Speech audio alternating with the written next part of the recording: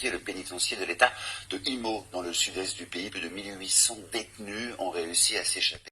Un groupe indépendantiste local, récit signé Sacha Zielinski. Ces images sont tournées la nuit dernière à Owerri, dans le sud-est du Nigeria. Quelques minutes se sont écoulées depuis l'attaque de ce centre pénitentiaire. 200 hommes équipés de dynamite seraient à l'origine de cet incendie, selon un policier. 1844 détenus en ont profité pour s'évader.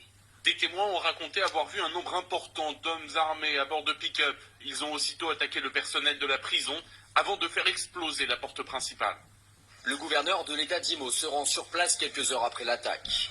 Les stigmates sont visibles sur ces murs calcinés. Des cellules ont entièrement brûlé. J'ai ordonné une investigation pour obtenir des détails sur cet incident afin de trouver les auteurs et les personnes impliquées. Pour l'instant, aucune certitude sur l'origine et les raisons de cette attaque. La police locale accuse l'IPOB, un mouvement indépendantiste qui réclame la sécession du Biafra, la région où a eu lieu l'incendie. Le groupe a récemment posté des photos d'une de ses milices sur lesquelles plusieurs combattants armés sont à l'entraînement. Mais les accusations sont fallacieuses et mensongères selon le porte-parole.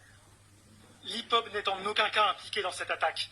Notre mouvement est fondé sur des principes de paix, et cela n'a pas changé. Ce n'est pas la première fois qu'une prison est attaquée au Nigeria.